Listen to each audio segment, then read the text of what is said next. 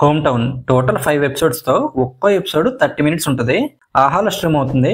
90s biopic series ని తీసిన మేకర్సే ఈ సిరీస్ ని తీశారు. అద్భుతాలు ప్రతిసారి జరగవు. 90s మిడిల్ క్లాస్ బయోపిక్ అనేది ఓ అద్భుతం.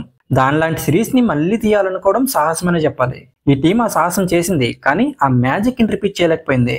నాకైతే జస్ట్ ఒకే టైం పాస్ అయ్యే సిరీస్ అనిపించింది. Hello all, welcome to my channel nomadic cinema. తెలంగాణలో ఒక చిన్న పల్లెటూరులో ఒక మధ్యతరగతి కుటుంబం. తండ్రికేమో కొడుకుని విదేశాలకు పంపించాలని ఉంటది, కానీ కొడుకేమో చదువు అంటే ఇంట్రెస్ట్ ఉండదు. కానీ తన చెల్లెమో చాలా బాగా చదువుకుంటది. కానీ తండ్రికేమో తన కూతురికి పెళ్లి చేసి పంపించాలని ఉంటది.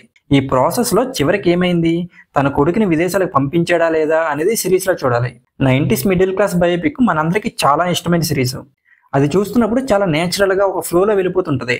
కానీ ఈ సిరీస్ అలా కాదు. అంటే బాలేదని కాదు, కానీ ఒక ఎమోషనల్ కనెక్షన్ ఉండదు ఈ సిరీస్ చూస్తున్నప్పుడు. 90s కిడ్స్ కి రిలేట్ అయ్యే కొన్ని ఎపిసోడ్స్ ని పెట్టుకున్నారు. అవి అక్కడక్కడ వర్కౌట్ అయ్యాయి. అంటే స్వాతి బుక్ మ్యాగజైన్ లో డాక్టర్ సమరం పేజ్ గురించి కావచ్చు, అలాగే క్రికెట్ గురించి, అలాగే ఫేస్బుక్ లో మోసపోవడం గురించి, ఇలా ఒక్కో ఎపిసోడ్ బాగానే డిజైన్ చేశారు. కానీ ఏదో మిస్ అయిన ఫీల్ అయితే వచ్చింది. మేబీ ఇలాంటి సీన్స్ చాలా సార్లు చూసేయడం వల్ల కావచ్చు. మధ్యతరగతి పేరెంట్స్ లా రాజీవ్ కనకాల అండ్ ఝాన్సీ చాలా బాగా చేశారు.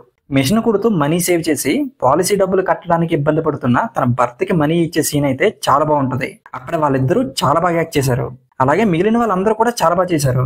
అలాగే డైరెక్టర్ శ్రీకాంత్ మంచి కాన్సెప్ట్ ని తీసుకున్నారు. కానీ ఇదే తరహాలో ఇంతకు ముందు వచ్చిన 90s సిరీస్ లో ఉండే మ్యాజిక్ ని క్రియేట్ చేయలేకపోయారు. మెయిన్ గా కామెడీ మీద కాన్సన్ట్రేషన్ చేశారు. అది అక్కడక్కడ వర్కౌట్ అయింది.